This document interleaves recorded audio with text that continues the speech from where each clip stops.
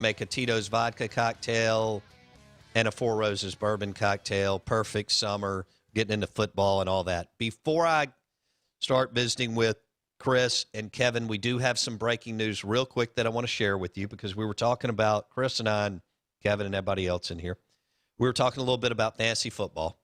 Of course, I've been part of the, I guess, Scott Koestler fantasy football deal since 1997 when Scott actually had to do it by hand. Can you believe it? It wasn't on a computer. That sounds miserable, one. But two, Aaron Rodgers reported this morning to Green Bay and Lambeau. So for you fantasy football, men and women, and I know women are the fastest growing fans for football, and that's great for our business. You may be able to get Aaron Rodgers on your fantasy football team, but he will play for the Green Bay Packers for one more year, and then they'll go their separate ways. So he reported to Lambeau this morning, and we all know that he's one of the best quarterbacks in the NFL. So that's and another tie. Scott's been to Lambeau like I don't know how many times because his son is a huge Green Bay Packers. For them. Yeah, here, get that right on. Yeah, he always wears that ratty Green Bay hat. That's right. Yeah. That's right. And they've been up to Lambeau and watched a bunch of games. So, and we have Green Bay fans here because of the Brett Favre tie. And over years and years of Favre playing, Mississippians followed Favre's career. He had a great career, Hall of Famer, so on. And so that continues on to this day. All right, Blake, am I going to Kevin or Chris first? Why don't you start with Chris and let's introduce what we're doing, and then Kevin can start whipping up cocktails. I like that. All right, Chris Robertson joining us with Koestler Prime. Chris, good morning. How are you? I'm good. How are you? Well, it's good to see you again, bud. Yeah, it's been too long. I think we were saying this earlier, but every time we do this, we say we're going to do this more often. Right. And then 6 months later, we finally make it happen. I know it. We're going to do this, and then we're going to do another one. And we're not going to get too ambitious, but we'll do another one during the middle of football. I'm putting it on the calendar right today. When it's getting a little cold in October, a little chill, we'll be moving through football season about halfway through. That's we'll like do that. the definition of bourbon time. Okay. Yeah, this whole conversation sounds vaguely familiar. We talk a lot of food and booze on this show. I'm here to supply both. How you been? I'm good. I'm real good. How's the restaurant? Man, it should be slower. We should be struggling, and I'm not trying to boast, but man, it's busy. We're doing great. Good. Yeah, Good. And it's a really big restaurant, and we're packing it out. I think one of the big things is, everybody's had their kind of ride with COVID and regulations and closing and distancing. Well, now everybody's just racing to get back. As far as business dinners, we have done so many rehearsal dinners. Everybody's getting married again. Everybody put it off for a year, which might be a good thing. Maybe you need that year just to make sure. But, sure. Their parties are getting bigger. They're coming more frequently. And y'all have private dining rooms that seat anywhere between, I think, 12 and 180. Is that right? Yeah, okay. Absolutely. All right. KoestlerPrime.com. Chris Robertson, Kevin Tiner. Will you tee us up on what cocktails Oh, yeah, absolutely. Kevin will be making this morning? So it's the Out of Bounds with Bo Bounds. So naturally, we'll be using Four Roses for one cocktail and Tito's for another. So both of these have kind of a summer variant. It's just so hot out there right now. And this is one of the things I always tell people when they say, what do you drink? Oh, well, I only drink bourbon. I only drink rye. And I'm like, it's 110 degrees outside. That sounds horrible. Don't do that. Let me make you a cocktail. So, starting out with the Four Roses cocktail, we're using actually a good friend of mine, and if any of you guys are lucky enough to have had Yazoo honey before, we're using Yazoo honey in this. And everybody knows the health benefits of local honey. Absolutely phenomenal. What we're doing with this is infusing some of Kip's honey with Szechuan peppercorns. And then we're going to be mixing that with Four Roses, a little bit of lemon juice. We're going to use two bitters on this. We're going to use Angostura and one of my favorites, the Alukamake Tiki bitters. Whoa. It's amazing. That's inside baseball right there. No kidding. So I have. Did you hear that name of the second bitters? I have the Angostura in the most simple, uneducated person terms. What's the difference in those two bitters? There you go. Angostura is your base. That's your base bitters. It is the bitters. And I think there was a rise in craft cocktailing and home cocktailing for a while, and everybody was collecting hundreds of bitters at their house. You don't need all that. Just find one or two bitters that you like. Keep Angostura as a constant, but this Aluka Make Tiki bitters is fantastic. Little bits of cardamom, little bits of cinnamon. It's just amazing. Dude, that name is incredible. I know. Yeah. It just sounds like it tastes good. I know it. It spices up everything. Well, it sounds like some Wagyu, beef that Chris and Scott found somewhere, But anyway, Chris Robertson, Kevin Tiner on the Out of Bounds show, ESPN 105.9 The Zone. Our guests join us on the Modelo guest line. K-Money's got the... It looks good. What are you doing first, Kevin? Four Roses one. Okay. Build one up real quick. Like you said, we're using Four Roses yellow label.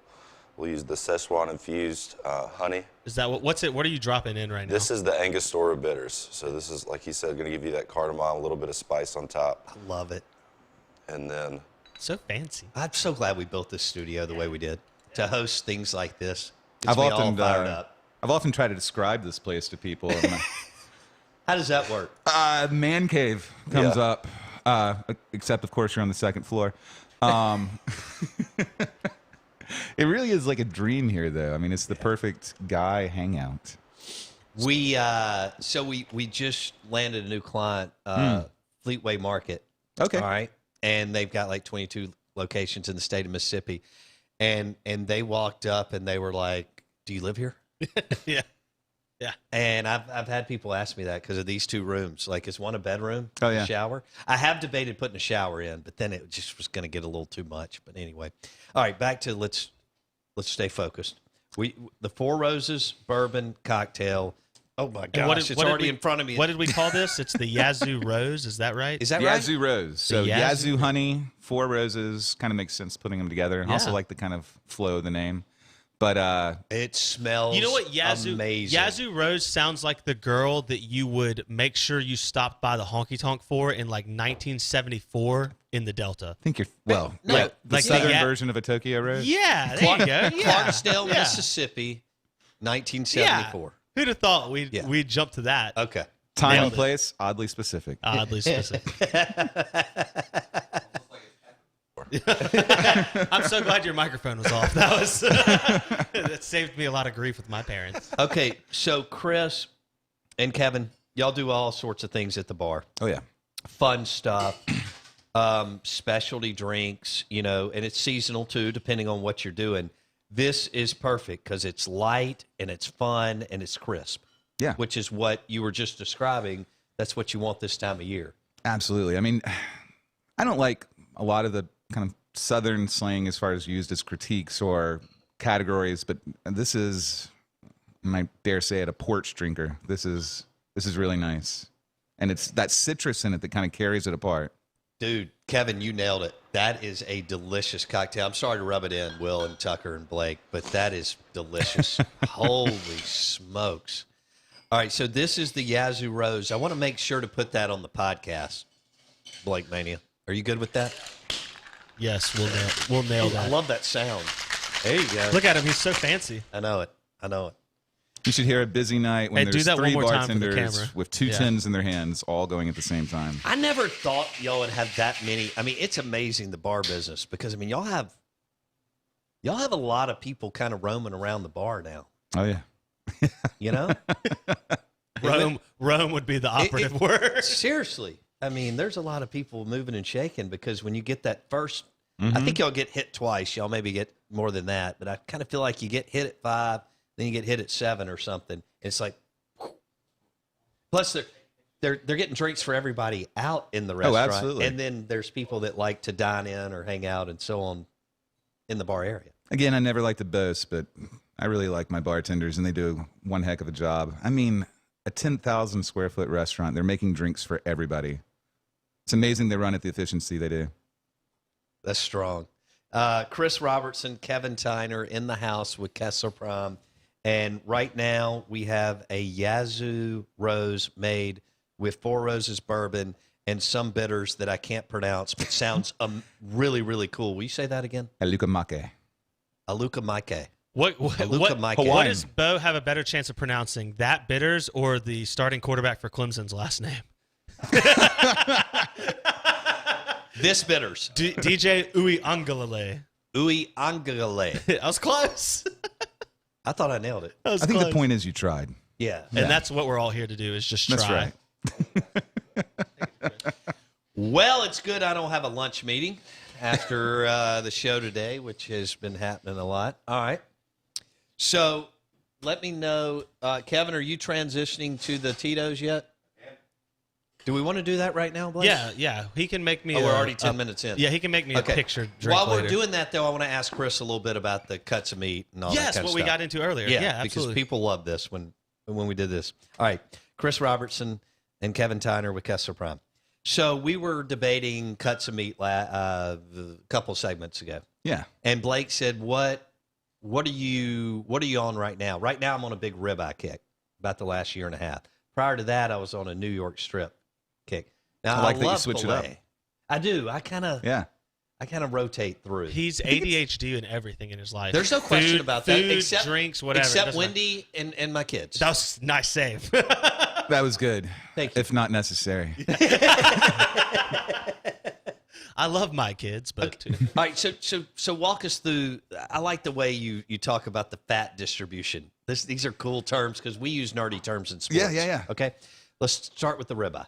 And I always want to make it sound better than it is, but sometimes you just got to get down to the simple part of it. Right. What do you hold on to? And the easiest way for me to describe that is, how do you like your fat?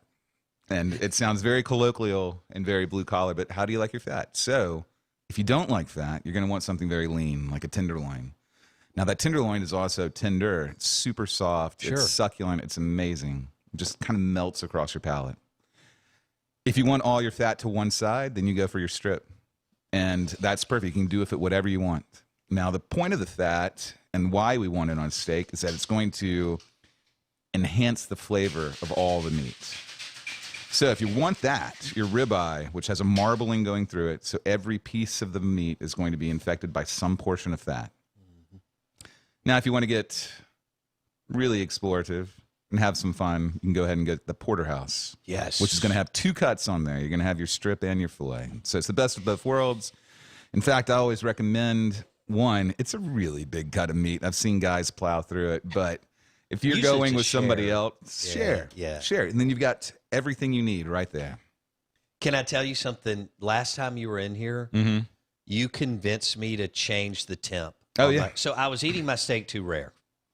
Well, fat has to be rendered. Right. It's rendered by heat. Right. And so Blake and I have had this discussion since you laid it out last time. I was kind of mad at myself because I'd been going so rare for so long. Mm-hmm. And then now I've started to go medium rare plus, or medium rare some. Yeah. Depending on where, okay, or medium rare plus. Because you said you can even, this was interesting to me. You said, look, it needs to be between medium rare and medium. And I've even gone medium and been happy. Yeah. Okay. Because my kids are still in the medium range.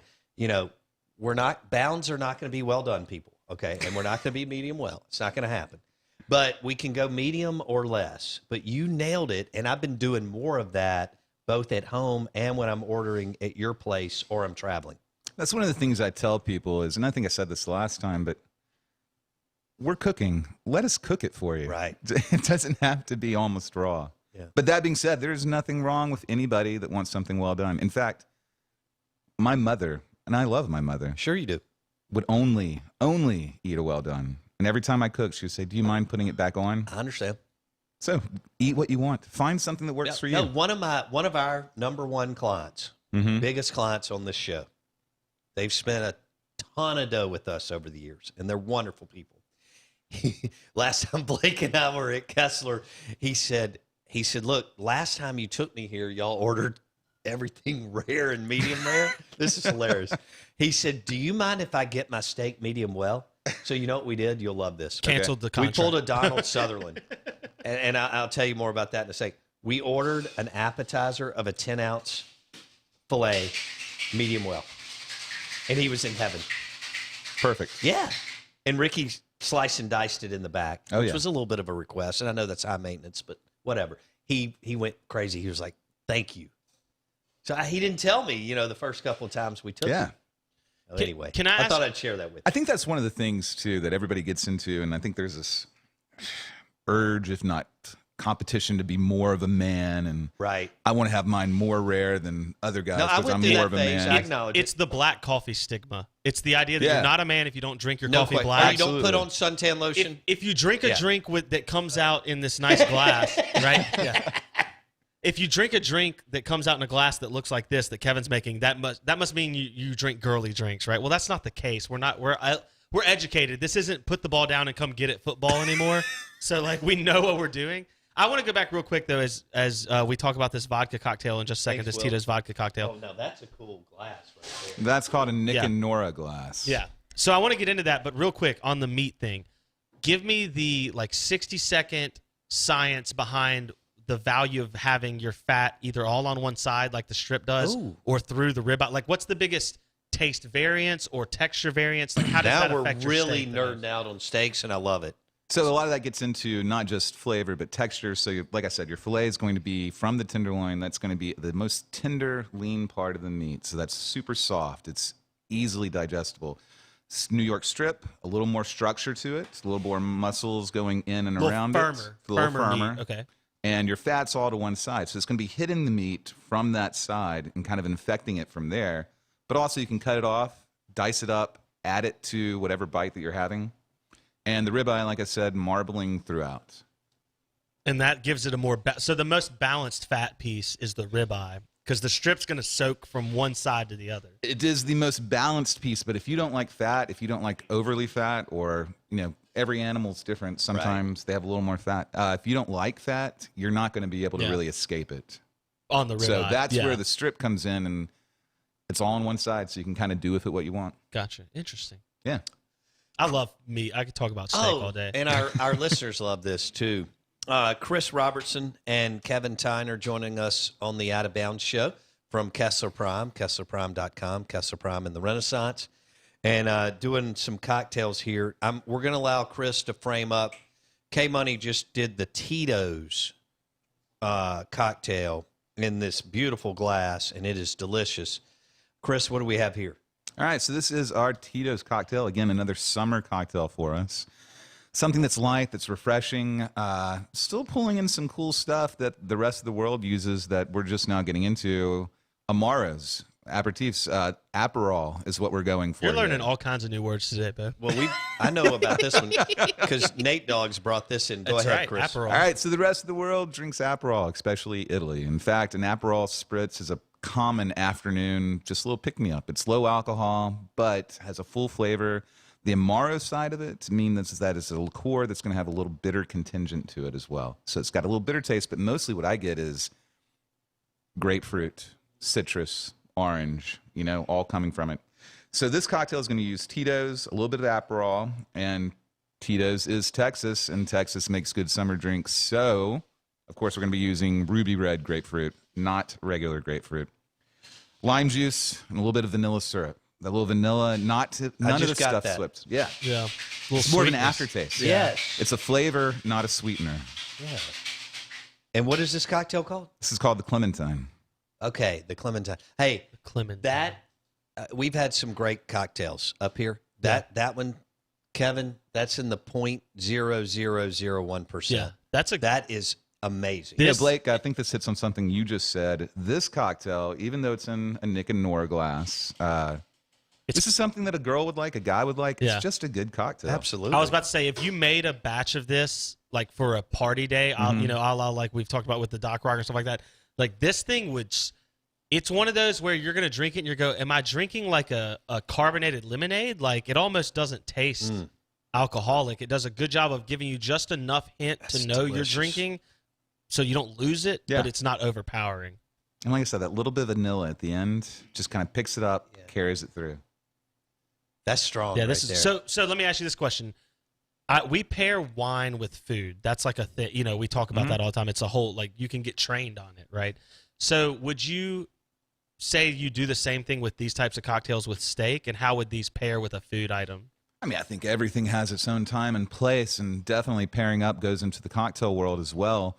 Going back to saying something like, don't just drink bourbon, like do something with it, especially on these hot days.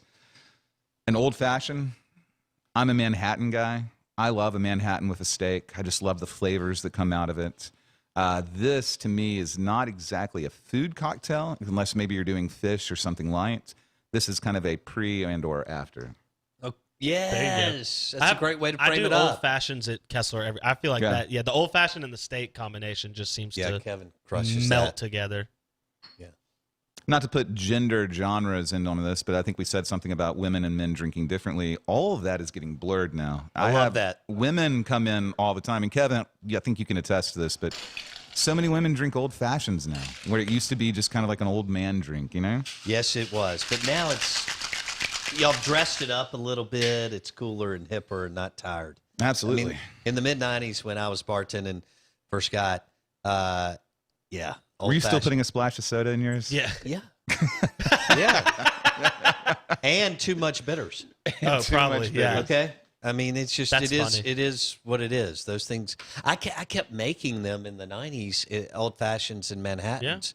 And I thought this is not good. Well, now Kevin, Chris, all these men and women in the industry have made them so much better and more fun. It's like and- tacos. You went from ground beef and cheese No, that's to a great whole point. different That's a great world. point. Yeah. Again, the culinary boom, the beverage boom, the palate totally changed. Well, talking about you in the 90s, the Manhattan, like I said, one of my favorite cocktails in the world. Old school cocktail, super old. You'll remember Ron Burgundy in Anchorman. She says, I'll take a Manhattan, kick the vermouth to the side with a steel-toe boot. Yes. I feel like that was the way you guys in the 90s always made it. You swished around the vermouth, tossed it to the side, Yes. and then put in chilled bourbon. Yes. That's true. So That's it was true. bourbon with a little bit of flavor of something else. But what you need is like a full measure of vermouth. You need to make it into a cocktail. I was an amateur. I want to thank Chris Robertson and Kevin Tiner with Koestler Prime in the Renaissance for coming in this morning and hanging out with us and making two amazing cocktails. One was Yazoo Honey with Four Roses Bourbon, and the other one was the Clementine. With Aperol and a little bit of grapefruit. How about that with Tito's Vodka? Chris, thank you, buddy. No worries. I appreciate Love it. Chris Robertson, Kevin Tiner in the house. If you missed any of it, go to Facebook. It'll be posted there. Search the Out of Bounds Show. Or YouTube. Search Out of Bounds Sports. Hope you have a great day. We'll be back in tomorrow. Thanks for listening to the Out of Bounds Show. Hit Apple Podcasts to hit the podcast. Apple Podcasts. Search the Out of Bounds Show. See